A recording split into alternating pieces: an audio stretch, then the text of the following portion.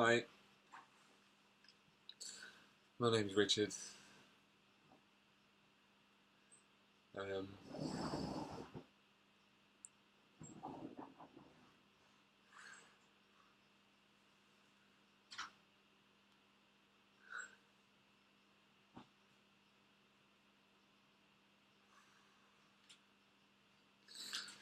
it's kind of hard to get words out when you want to talk about something so serious and you don't really know where to begin. So I suppose you just have to begin. I've been basically diagnosed with bowel cancer. I'm 31 years old. I was diagnosed probably the beginning of April. I think the reason it's so hard at the moment to tell you my situation is because it's quite far down. I'm down the way in my journey already. I'm on my journey already. I've started my journey. This isn't the beginning. That's what I'm trying to say. And yeah, the treatments they put you through are really pretty horrific. And they really take quite a lot from you. And there's a lot of things that can give your body stuff that they don't tell you about, which is really frustrating. So last year I was working, restored cars for a living. Yeah, I really enjoyed it. It's a good job. I was really good at the job. It was a nice little place and managed the place, and it's just cool. It's a cool little job. It's everything I wanted from a job, sort of thing. But didn't really make me that happy. I love being outside and in nature a lot. And obviously in a workshop, you're in a workshop all day, looking outside, thinking, it's beautiful out there, whether it's cloudy and rainy, stormy or beautiful sun. It just looked lovely outside, and I'd be stuck in a workshop. And that never felt very good. But you need to earn your money, so that's why I was there. And I started going to the toilet a lot. I'd end up like 10 15 times a day. To the point where people were sort of taking a piss, like, what are you doing in that toilet, man? And I'm like, mate, I don't know, I fucking need to go to the toilet all the time. And I didn't really think much of it, because it wasn't very painful. It wasn't really causing any uncomfort or anything like that. It was just unusual, it was just odd. And it would vary at weekends, it wouldn't be as intense. And some days would be as bad, and other days would be worse. And it'd be all different. Some days, some things would come out, and other days nothing would. But it'd be sitting there for like a minute. Oh, nothing's coming out, I'll get up. Wasn't really a problem. And as time went on, it sort of got, just didn't get any better. I didn't really do anything about it. I just sort of thought, it will sort itself out. I don't know really what I thought. I just sort of noticed it. And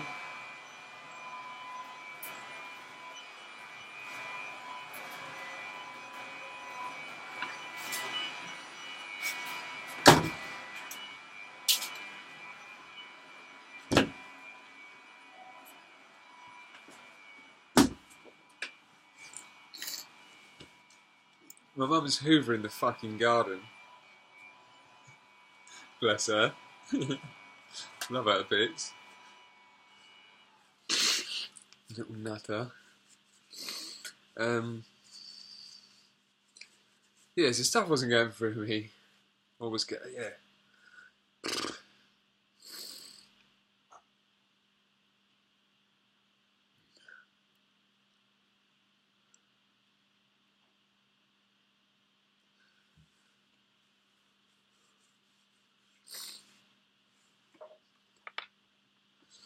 I didn't do anything about it. I'm a vocal person. I was talking to everyone about what I was doing. It was not like I was trying to sneak off for a shit.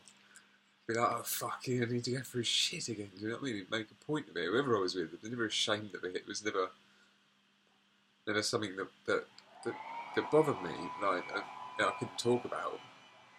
But no one, not I'm not blaming anyone. No one was able to say, oh, do you know what I mean? That's what's going on with your gut. Do you know what I mean? Let's have a look at what's going on with your gut. Do you know what I mean? I've got a few quid in the bank. I could just stop work, concentrate on my health. It's like you're not healthy. You're not working right, and my living weren't right either. Like I was smoking weed daily. I still am today to get through pain. That's another story.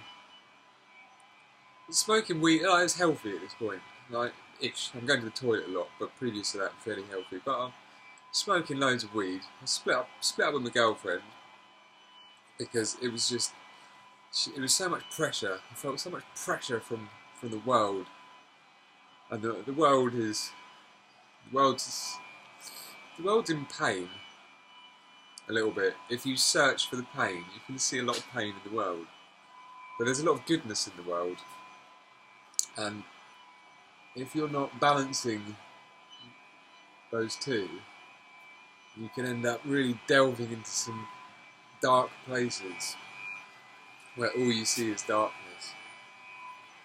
So in my head, the world was a very dark place and didn't really wasn't giving me anything. It was just taking. And I was just becoming more and more arrogant and less sociable, smoking more weed. My diet was getting worse. It was Greg's, because I worked in a workshop. You just go and get a bacon roll or whatever at lunch. It's just standard. It's just blokes in a workshop. I mean, there's no one ever really that's interested in nutrition around there. Them sort of places, loads of lads. And yeah, lot of sugar. So I have 4 nights out of 7 an evening meal would be like packets of biscuits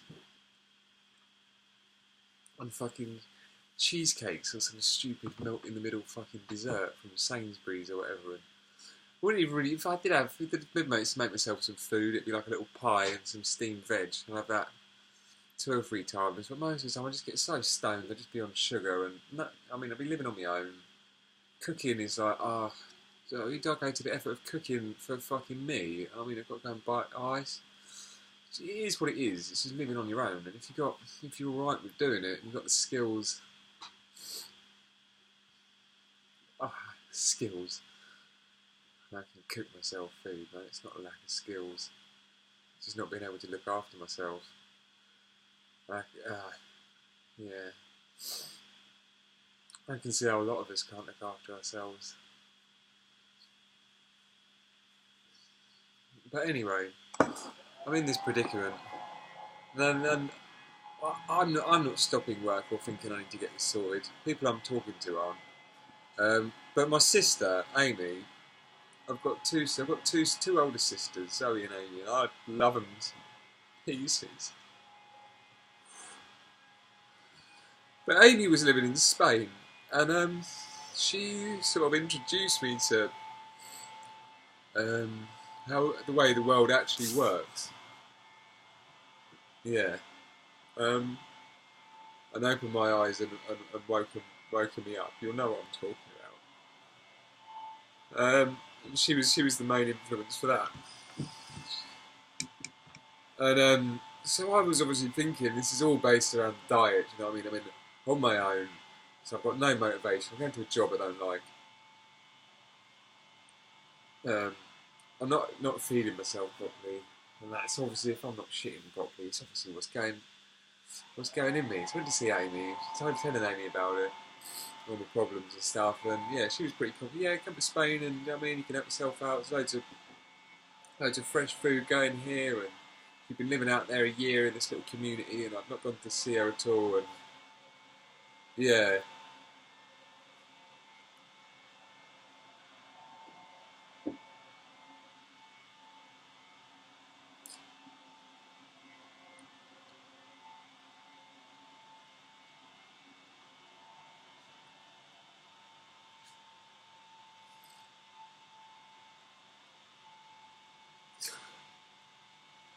It's like that's what I mean when I'm so far down the journey.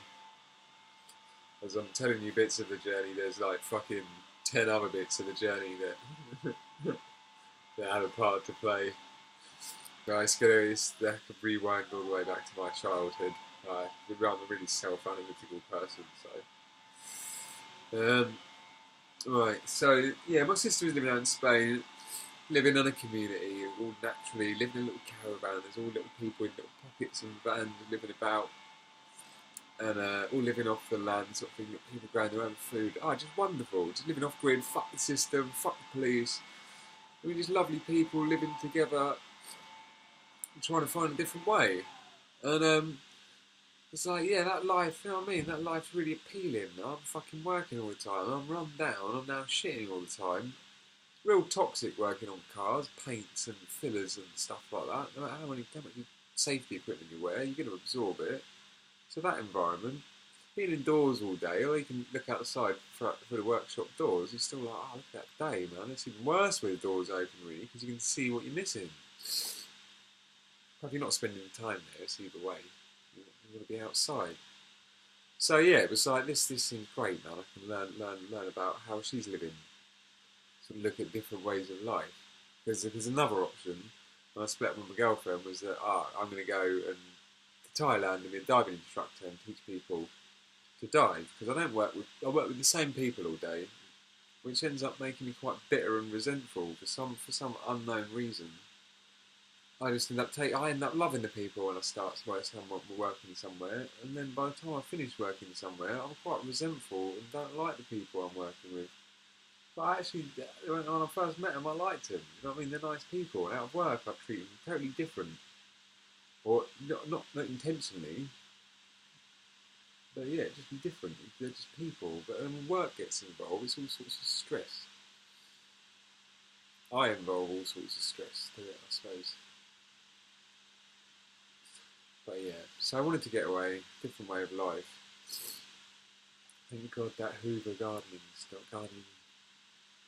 Hoover of the gardening stopped. So yeah, different way of life. And I thought, yeah, I'll go and see her for a couple of weeks. So then she'll be able, I'll be able to sort out my diet. I was hoping them to be able to help me with it, but obviously you can't put that responsibility on someone else. It's your decision. So I got there, and me and Ames, we get together, terrible smoking weed. We could smoke weed and giggle, or just not really need to smoke weed, fucking sit and do nothing for days on end. Just playing silly games and watching films and giggling and being idiots and eating shit and just, yeah, doing that basically. Chilling out, monging, vegging, you know what I mean? That's me, that's what I like. I've always been attracted to doing that. So yeah, got to Spain and basically sort of did that. And Ames was in a real difficult place. Certain pressures of where she was living and stuff like that. And it was quite difficult because she was feeling the pressures from where she was living, and I came into it with fresh eyes. Sort of like what I was just saying about the job. You come into it, see all these people, and you're like, oh, this is amazing. And after a while, you see it, you're immersed in it, and you're involved, and you're stressed and resentful and stuff, which is sort of the point Amy was at with the place, I suppose, learning to deal with it. And I came in and just thought it was lovely and thinks everything's lovely and how perfect it is.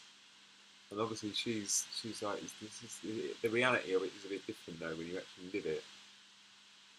And you could see that, but it's not something you can experience until you've experienced it. So it made it quite difficult for her, I think, and what I was saying about the place and what could be done, because it was. I'm not a great proactive person. I've always worked hard on my job and never not worked, but I love chilling out as soon as I finish work. I don't like doing it, I like exercising. I like sitting down and playing the PlayStation or watching TV or going and sitting somewhere and having a beer or a joint. I don't really like doing shit. That's just what happened.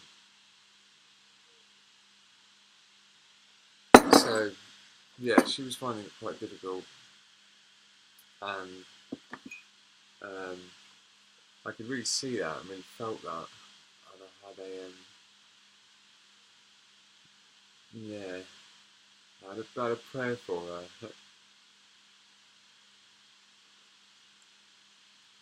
And when I pray to the universe. I don't pray to sort of a god. I don't really pray to sort of anything. Really, it's just and it's never for me. It always is for me, I suppose, because it's the people around me. But I never ask really for anything for the universe to do something for me, because if it can help someone else out, then that helps me massively. So I ask the universe to, you know what I mean, give Ames a little bit of maybe focus on something like she wanted to do. She loves her gardening. She's brilliant at it. And herbs and communicating with flowers and nature and things. She's amazing. She's incredible. In fact, she wasn't applying any of the knowledge or skills she had. And so I just had this little prayer. Really sent it out there with a lot of intention.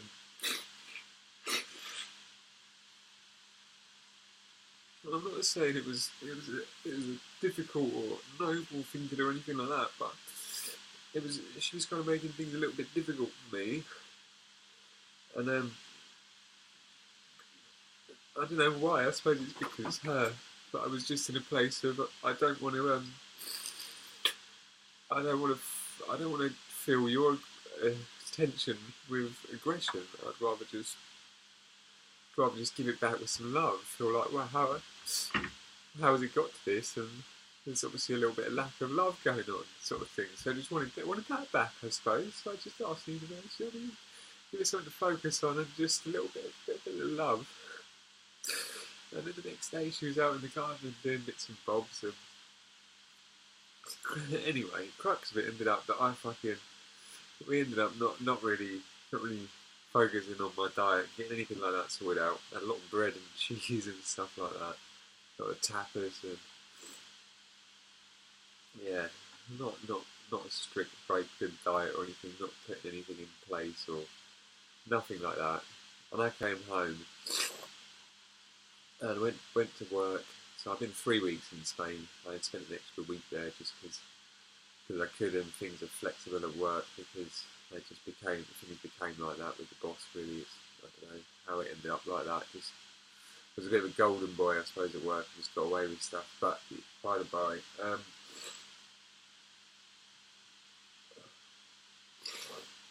so I came back, went to work for a day. I was feeling really ropey at the end of the day, not really very good. Then I came in the next morning, and I was really rough. Like, it wasn't like sick. It wasn't like I got a little sickness bug. It was like something fucking bosh hit me, man. No energy, feeling really just odd, drowsy, and like, I haven't got any energy. There's no way I can work today, man. I feel tired. That's how I feel. I feel tired. And that was what I was saying to my mate Darren. He's got one of my best mates. My whole life. Known him since I was 18. And I'm standing there looking at him saying this thing, and he's looking back at me. And yeah, apparently after I'd walked off, I told whoever had gone home, and he'd gone away, and he was at the point of crying because he looked at me and he could see I was ill, man. Yeah, she looked at me, he could see I was ill. But obviously, like, he didn't know anything about being ill. He's like 10 times the caner I am. So he's nothing he can offer in form of aid or like what you should do or anything like that. Not that you should, but like not that these people should. But that's just the environment that I'm surrounded by. You see what I mean? It's not an angry hatred thing. It's like the environment I live in, and I know it's like that for all the majority of people across the world. You start to get a little problem like that, then it just doesn't. No one's like, stop work. You know what I mean? Sort out your body. You ain't gonna be able to do anything. Never mind fucking work. You carry on like that, you're gonna be dead, man. Or what the fuck? Your body's telling you something's wrong. So don't just fucking ignore it. Do something about it. Whatever you can. Do you know what I mean? Start looking up on you. Get in touch with people. Is the main thing. Find out. And don't go to your GP, man. Look at your GP. Like, maybe go to your GP and find out, but don't rely on that solely. And see what his stuff is. In fact, go to your GP and see what he says. And after he says what he says, cross-reference it and think, does this apply to me? Start trying to listen to yourself. This is what I'm figuring out now after fucking months and months and months and months and months. But that's what I'm saying. These are the environments we're in, or that I was in.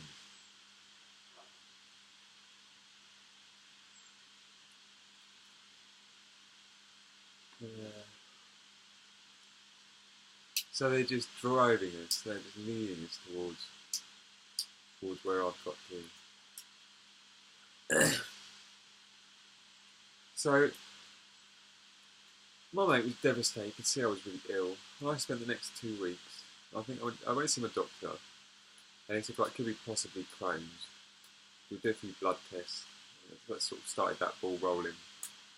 Crohn's or IBS, and I looked it up on the internet previous, while I sort of before I'd been to Spain, was like, could be IBS or Crohn's, but they don't know what causes IBS or Crohn's. They don't know what fixes IBS or Crohn's. So it really did seem very little sort of worth going to see the doctor anyway, if you know what I mean. It was like, all the stuff I know about the medical industry, they just get you in there, drug you up with things you necessarily don't need, misdiagnose you, and you can end up severely worse than when you first went there, just by not making a few simple decisions and then them taking control over it. Then just going, right, you need this, this, this and this, from what you've told me, or from the information they've gathered, because they just ask you, how old are you, how do you feel, and that's it, and ask you what you eat, or what you do during the day, or your head, or anything.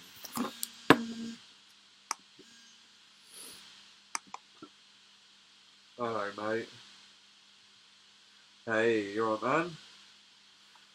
Yeah, not too bad. I'm feeling much better today, man. Feeling much stronger today. Yeah, feeling much better. Yeah, still tired. Yeah, still at my mum's. Yeah, still a bit tired, man. I was up quite late last night and stuff, chatting to Ames. But yeah, I'm alright. I was wondering though, my sister needs to get a hire car from Biggleswade. I think she could get the train to Biggleswade, but I don't know if you could pick her up and take her to JK. If there's no one else that's this about that can do it, and Mum won't give her a lift. But I was just thinking, but she can get the train, so I don't want to put you out if you're busy and shit like that, mate. I don't want to cause for concern. That's cool, man. Yeah, no worries. Yeah, no, don't even worry. You don't have to explain it, man. Don't even worry about it. That's cool, as a man. How are you doing anyway? You alright? Oh yeah, fucking hell. Supposed to be done today.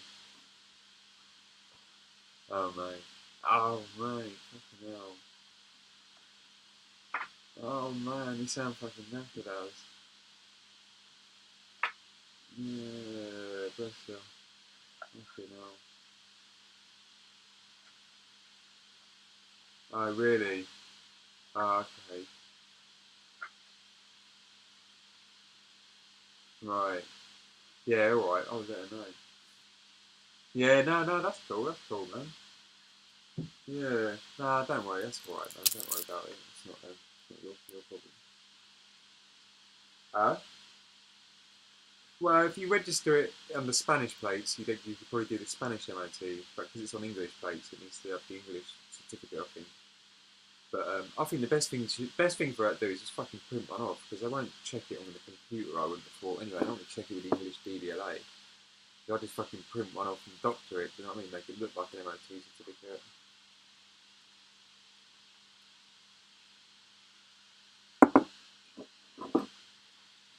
Right. Yeah. That'd be a good idea.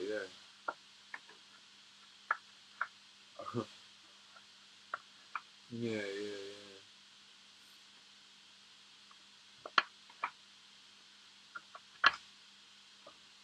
Yeah. She don't really. Yeah. Well, I don't know what she's gonna do about the car, to be honest. I don't know what. Yeah. I don't know what's gonna happen. Don't really matter, man. It's alright. Yeah, Peugeot. Yeah, yeah, it's a little fucking soldier, that car, man. Dragged that fucking caravan all over Europe, up fucking mountains, fucking all over Spain. Yeah, fuck me, man.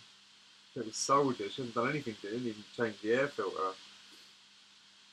Nah, nah. She's blown it out a few times, the air filter. Fucking, yeah. Rags out of the car, man. Car's proper rag. Yeah.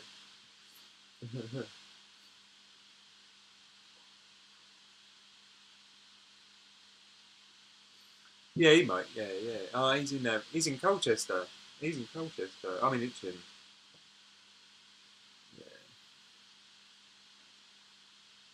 Yeah. Yeah. No, no. Carl's in Colchester for the week. But my cousin, I think my cousin actually. I think later on he might. He finishes work about 4, so he'll probably do it. I think he'll call. Yeah. Yeah. Yeah. He's here till 6. Yeah, definitely. Yeah. Yeah. Oh, well, I'll let you go anyway, as a man, because you want to get your band done and shit like that, don't you, man? But yeah. Thanks anyway, dude, man. And I'll let her know about the MOT, man. Yeah. Yeah, well, I'll let her know and see what happens, mate. And yeah, and then I'll be in touch over the next few days or so. I'm trying to link up, man. I'm trying to just get some sort of energy back in me at the moment. I'm sort of just getting over this radio. Yeah, I'll be staying in England. Yeah, yeah, fine. Yeah. Oh, I think I'm gonna have to because you don't want Ames here, and I can't not be around Amy. Basically, mate, it's taken me fucking